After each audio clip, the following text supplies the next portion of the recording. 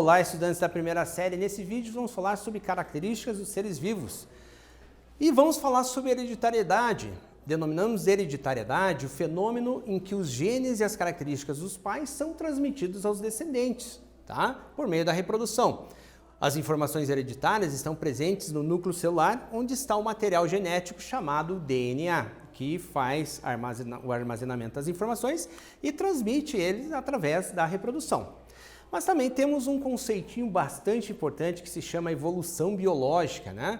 E evolução não significa necessariamente uma melhoria constante, e sim uma das características que corresponde, né, ao processo de modificação e adaptação das espécies ao longo do tempo. Então, a espécie sofre modificação lá no seu DNA, né, passa para os seus filhotes pela hereditariedade, mas nem sempre essas espécies assim se adaptam ao longo do tempo. Então, muitas vezes elas dependem, né, das condições ambientais para conseguir sobreviver ou não. Algumas sobrevivem, outras se extinguem.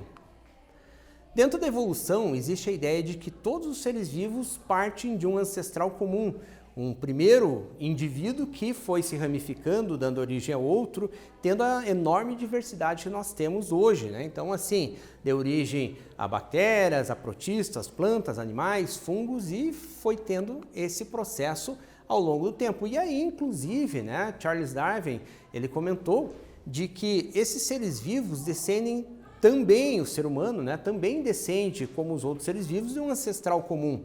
E veio passando por processos evolutivos ao longo do tempo. Algumas espécies desses hominídeos, né, que não conseguiram se adaptar, se extinguiram, e nós temos apenas hoje a espécie Homo sapiens que consegue, né, se adaptar ao longo do tempo. Quais são as evidências de que houve esse processo de evolução?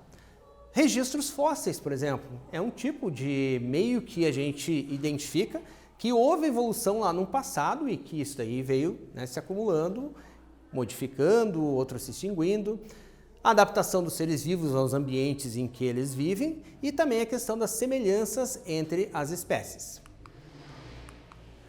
Aqui um mapa conceitual mostrando para vocês sobre a evidência da evolução, o que são homologias, fósseis, o que são as semelhanças moleculares entre as espécies.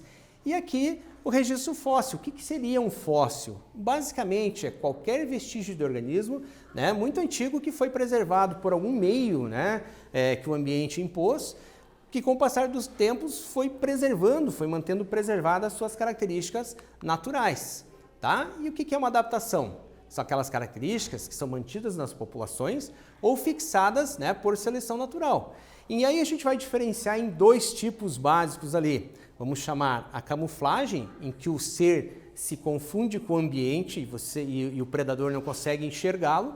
E nós temos o mimetismo, em que, no caso, uma espécie imita a outra, tentando se passar e muitas vezes causando um tipo de repulsão pelo predador ou mesmo confundindo ele. Então, o mimetismo está mais ligado à imitação de uma outra espécie e a camuflagem ao ambiente.